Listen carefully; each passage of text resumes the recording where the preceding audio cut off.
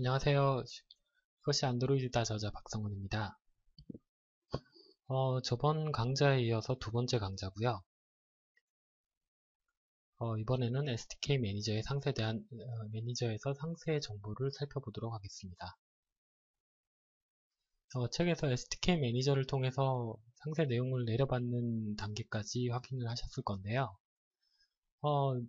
이 상세된 내용이 지금 단계에서 좀 중요한 부분이 있어서 따로 동영상 강좌를 진행하게 되었습니다. 내용을 살펴보시면 크게 세 항목으로 분류가 됩니다. 첫 번째, 툴스, 각종 안드로이드 SDK 툴들을 포함하고 있는데요. 안드로이드 디버깅 툴, 그 다음에 안드로이드 리소스를 컴파일하거나 아니면 안드로이드 달빅 소스를 컴파일하기 위한 툴들이 포함되어 있습니다. 그 다음에 안드로이드 4.4.2 부터 시작해서 쭈루룩 안드로이드 버전별로 각종 항목들이 포함되어 있는데요. 이건 안드로이드 버전별로 필요한 라이브러리, 그러니까 버전과 대칭되는 라이브러리와 에뮬레이터에서 올라갈 수 있는 시스템 이미지들, 그런 것들이 포함되어 있습니다. 나머지는 이제 기타인데요. 기타로 필요한 몇 가지 또 파일들이 있어요. 앞서서 살펴보겠습니다. 제가 생각하기에는 물론 제 개인적인 판단이지만 전체를 선택하셔서 내려받는 것이 가장 좋습니다. 물론 이 전체를 내려받게 되면 용량이 9기가 정도 여유 공간이 필요합니다. 따라서 개발하시는 그 PC 환경에서 9기가의 여유 공간이 없다면 툴스와 기타는 선택을 하시고 최신 버전에 대한 체크만 하셔서 최신 버전만 내려받으셔도 됩니다. 그런데 SDK 매니저가 아니라 SDK만 다운받으면 기본적으로 최신 버전은 설치가 되어 있습니다. 자, 다음으로 넘어가 보면 모두 다 선택하고 이제 다운로드 내려받기 버튼을 누르시면 뒤에서 인스톨 버튼을 누르시게 되면 라이센스 동의를 구하는데요. 각 항목마다 라이센스의 내용이 틀려요. 그래서 각 항목을 선택하고 라이센스 동의를 누르고 또 선택하고 라이센스 동의를 누르고 이 항목의 개수만큼 선택해서 라이센스를 승인하셔야 돼요. 이 라이센스를 전부 다 승인하게 되면 이제 인스톨 버튼을 누르면 설치를 시작하게 됩니다. 근데 이 설치하는 과정이 굉장히 길어요. 9기가 정도 되는 양이기 때문에 한 30분에서 1시간, 많게는 1시간까지 소요가 돼요. 물론 앞에 과정에서 내려받을 개수가 적어지면 그 시간은 대비적으로 내려가겠죠. 어쨌든 이제 설치를 시작하게 되는데요. 설치를 시작하고 나서 이제 각 항목을 살펴보겠습니다. 먼저 툴스 항목에 있는 각 항목들은 안드로이드 SDK 기본 폴더, SDK가 앞서 설치할 때 지정한 폴더 아래에 빌드, 툴스, 그 다음에 플랫폼 툴스 폴더에 각각 들어가게 되는데요. 각각 항목을 살펴보면 안드로이드 SDK 툴스는 집 온라인과 에뮬레이터, 그 다음에 SQL 라이트, 그 다음에 DDMS, 이게 전부 다 디버깅에 필요한 것과 그 다음에 이제 추가적으로 패키징 하는 툴과 그 다음에 패키징 된 툴에 이제 집 온라인을 적용하는 툴, 최적화하는 과정이 필요한 그런 툴들이 들어가 있어요. 직접적으로 컴파일 과정과 필요 없는 에뮬레이터 실행 툴들이 존재하고요. 이런 툴들은 대부분 변경이 잘 일어나지 않는 부분이기도 해요. 그래서 굳이 SDK 매니저를 통하지 않더라도 기본으로 SDK를 설치하면 기본으로 포함되어 있는 파일들에 해당됩니다. 그래서 특별히 그냥 툴스라고 이름을 붙인 것 같아요. 다음은 안드로이드 SDK 플랫폼 툴스라고 있는데요. 그 내용을 살펴보시면 그 내용 중 한 가지만 줄였는데 adb.exe 파일이 존재해요. 이 파일이 굉장히 중요한 이유가 안드로이드 단말과 그 다음에 PC와 서로 연결시켜주는 다리 같은 역할을 하는 거거든요. 이 ADB가 실행되게 되면 그 타겟 단말과 이클립스, 그러니까 PC의 이클립스와 연결이 돼서 디버깅과 앱을 설치한다, 구현된 앱을 설치한다던가 각종 여러가지 툴들을 모두 사용할 수가 있어요. 앞으로 ADB 툴은 워낙 많이 사용되기 때문에 가면서 계속 설명을 드릴 거예요. 자, 마지막으로 안드로이드 SDK 빌드 툴이 버전별로 많아요. 버전별로 많다라는 말은 계속 업데이트가 된다는 말이죠. 빈번하게 업데이트가 되고 SDK 매니저를 통해서 지속적으로 업데이트를 하시게 될 거예요. 그 내용을 살펴보면 빌드할 때 필요한 apt 리소스 이제 툴이죠. 그 다음에 AID의 DEX, 그러니까 DEX 파일로 바꾸는 그런 실행 파일들이 존재하고요.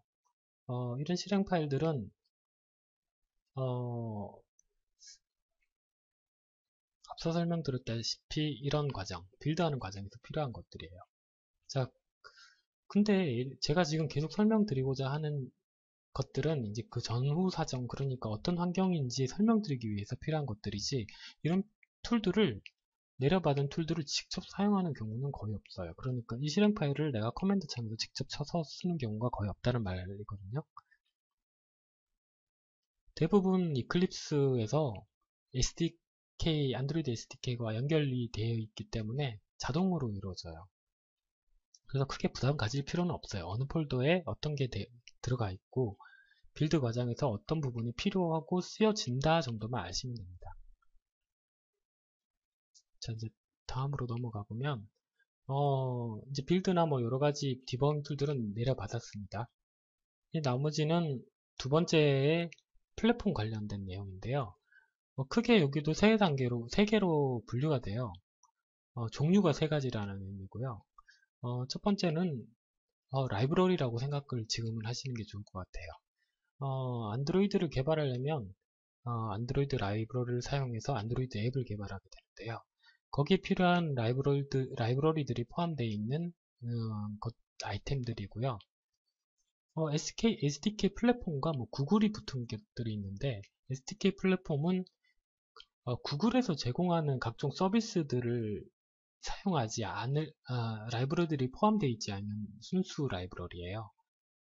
그러니까 만약에 구글에서 필요로 하는 뭐 각종 맵이나 뭐 다양한 어쨌든 구글 API를 쓰려면 이 라이브러리를 사용해서 개발하시면 되고, 나머지들은 그냥 SDK 플랫폼 라이브러리를 쓰시면 돼요. 어쨌든 구글 API 라이브러리를 쓰시더라도 위에 걸 모두 쓸 수 있기 때문에 뭐 어떤 걸 쓰시든지 상관은 없습니다.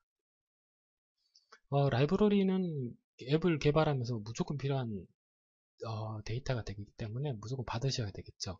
근데 라이브러리가 버전별로 간단하게 말을 하면 버전이 낮은 라이브러리에 포함된 API들이 상위로 올라가면서 더 추가가 되겠죠. 뭐 기능이 확장이 되니까 서비스들도 다양해지고 기능도 더 많아지고, 그러니까 버전이 올라가면서 계속 API들이 늘어가요. 그렇기 때문에 최상위 라이브러리를 사용하면 밑에 모든 라이브러리 밑에 하위에 있는 라이브러리는 다 쓸 수가 있어요. 이거에 대해서는 다음 장에서 상세하게 설명드리겠습니다. 자, 그 다음에 그 시스템 이미지들이 각각 있는데, 앞에 시스템 이미지 앞에 붙은 것들은 CPU 타입에 해당돼요.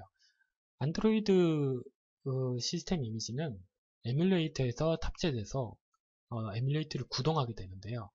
이런 시스템 이미지를 통해서 가상의 안드로이드 디바이스를 확인할 수가 있어요. 잠시 보여드리자면 이게 안드로이드 에뮬레이터인데, 이런 시스템 이미지들이 이 에뮬레이터 안에 들어가서 실제 타겟 디바이스 단말처럼 그런 환경을 가상으로 체험해 볼 수 있는 거죠. 이게 체험의 정도가 아니라 진짜 이렇게 마우스 포인터를 마치 손가락을 쓰듯이 터치를 하듯이 이렇게 쓰시면 되거든요. 앱을 구현하게 되면 에뮬레이터에 그대로 설치해서 모든 테스트를 할 수 있는 환경이에요. 그런데 이런 환경조차도 CPU 타입의 특성에 맞게 이제 컴파일이 된 시스템 이미지를 제공하고 있습니다. 그중 가장 많이 쓰게 되는 게 ARM인데요. ARM CPU 타입은 기본적으로 대부분의 단말이 ARM CPU 타입을 쓰고 있어서 ARM CPU 타입의 시스템 이미지를 가장 많이 사용합니다. 근데 이거는 논외로 인텔 X86 아톰 시스템 이미지를 사용하게 되면 이거의 장점이 조금 있는 게 인텔 CPU, 지금 PC에 인텔 CPU를 사용하시는 개발자라면 가상의 가상의 엑셀레이터라는 게 있어요. 그래서 에뮬레이터를 굉장히 빨리 구동시켜주는, 그러니까 안드로이드 가상 단말에 여기 들어가 있는 시스템 이미지와 내 PC의 그 CPU 타입이 일치를 시켜서 마치 이제 내 PC의 성능을 그대로 따라가서 이 에뮬레이터가 동작하게 되기 때문에 굉장히 빨라지거든요. 거기에 대해서는 아마 기존의 인터넷 사이트에서 많이 공개된 자료고, 또 특정 CPU 타입에 대해서 설명하는 거라서 일단 여기 이 강좌에 대해서는 설명하지 않겠습니다.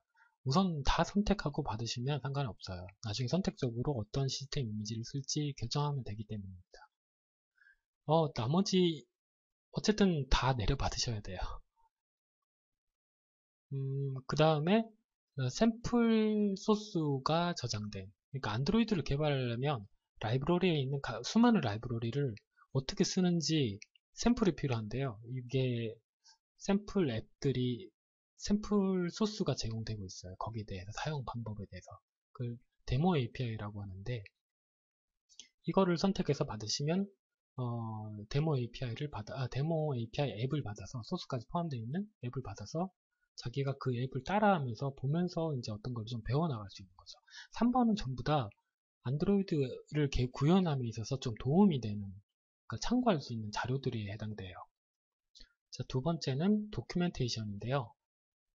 안드로이드 SDK의 사이트에 가보면 안드로이드 개발자 사이트에서 각종 API에 대한 간략한 영어로 설명이 되어 있어요. 근데 그거를 인터넷이 안 되면 볼 수가 없잖아요. 근데 만약에 이거를 다운받게 되면 오프라인에서도 마치 온라인 환경처럼 똑같이 안드로이드 SDK 그 문서들이 존재를 하거든요. 이거는 잠시 있다가 이클립스에서 어떻게 보여지는지 보여드리도록 하겠습니다. 자, 그 다음에 안드로이드 SDK 소스인데요. 풀 소스는 아닌데 안드로이드 플랫폼의 아랫단의 C단이나 뭐 아주 밑에 단은 제거하고 그 위에 자바로 된 플랫폼 단의 풀소스를 제공하고 있어요. 이 풀소스는 개인적으로는 굉장히 개발자로서의 되게 이해도를 높이는데 중요한 소스예요. 자, 그러면 두 번째와 세 번째를 진짜 실제로 한번 어떻게 활용이 되는지 잠시 살펴보겠습니다. 저자가 잠깐 작성한 안드로이드 소스인데요.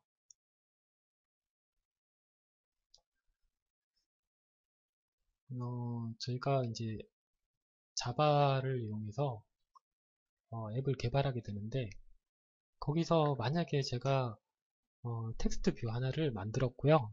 텍스트 뷰 안에서 setText라는 함수를 쓰고 있는데요. 이 함수가 뭘 하는 건지 잠시 살펴보면, 마우스를 올려만 놓으면 이렇게 떠요. 간단한 설명이 뜨는데, 그 밑에 이제 자바 도구로 되어 있는 이제 문서를 보자라는 건데, 이걸 눌러보시면 setText에 대한 간략한 설명이 나오죠. 이거는 온라인상에서 개발자 사이트에 있는 내용과 거의 다 같아요. 그러니까 마치 온라인인 것처럼 볼 수 있는 거죠. 그러니까 자신의 개발 환경이 늘 인터넷이 되는 환경은 아니기 때문에 이 내용을 설치해 두시면 늘 이렇게 언제든지 참조할 수 있습니다. 그리고 오프라인에서 볼 수 있는 내용이기 때문에 굉장히 빨리 뜨겠죠. 그리고 속도도 빨리 찾아볼 수도 있고요.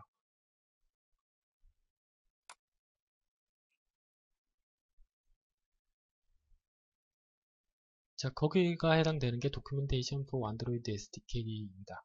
그러니까 뭐 용량만 된다면 언제든지 무조건 체크해서 설치하는 것이 좋겠죠. 이 도큐멘테이션은 사실 최상위 API의 라이브러리의 설명서만 있으면 돼요. 하위에는 다 포함되어 있기 때문에. 그래서 이 도큐멘테이션도 하위의 버전에 다 존재하는 게 아니고 무조건 최상위 버전에서만 이 도큐멘테이션이 존재하고 내려받으시면 됩니다. 그 다음에 안드로이드 풀소스를 잠깐 어떻게 활용되는지 확인해 보시면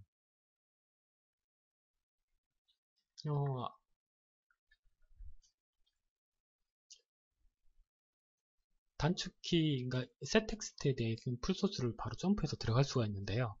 단축키 F3번을 누르셔도 들어갈 수 있고 컨트롤 누르고 클릭을 하셔도 들어갈 수 있습니다. 그러면 진짜 set 텍스트 함수 안에 있는 소스가 그대로 보이게 되는 거거든요. 그것도 set 텍스트 계속 안에서 들어가는 거죠. 이건 우리가 작성한 코드가 아니고 안드로이드 풀소스인데 클래스 파일인데 그 내용을 볼 수 있게 되는 거예요. 물론 이렇게 보시면 이게 정말 무슨 소스인지 보기가 되게 힘들 수도 있어요. 처음에는 한 줄조차도 이게 확인하기 힘든 내용이겠지만 간혹 이렇게 딱 명확하게 이해가 되는 소스도 되게 많아요.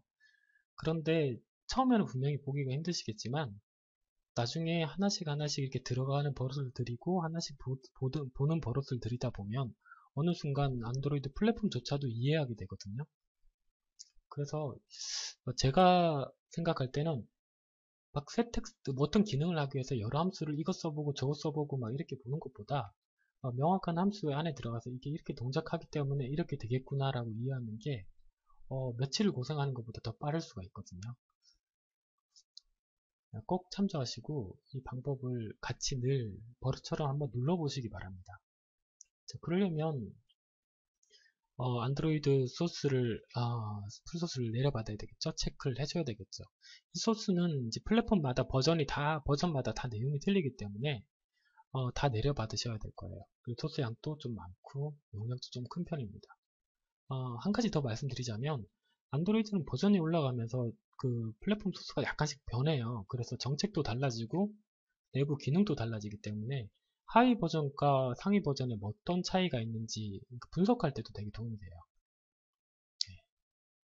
자, 각각의 소스들은 일단 플랫폼 1번에 해당되는 것들은 파란색 플랫폼 폴더 안에 이 시스템 이미지가 들어가고 그 다음에 파란색의 라이브러리가 들어가고 그 다음에 하위에 시스템 이미지들은 여기 시스템 이미지 안에 폴더에 들어가게 되고요.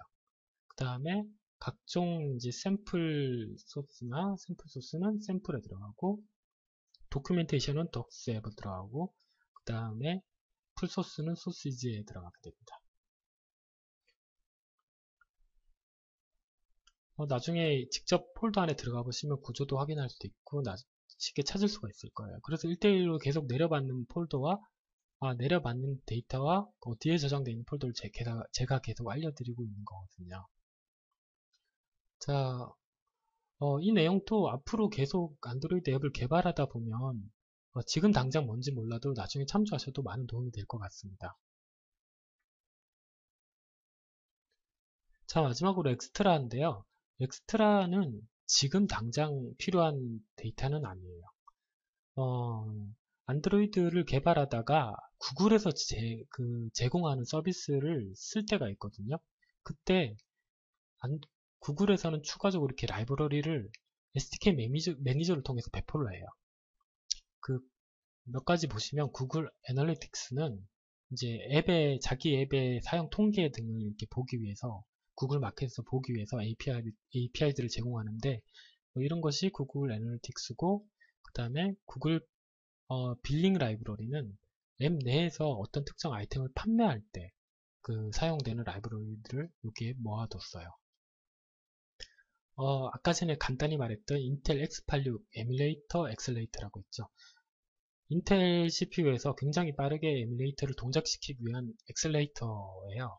이거를 설치하게 되면 이제 실제로 인텔 X86의 에뮬레이터 엑셀레이터를 쓸 수가 있는데요.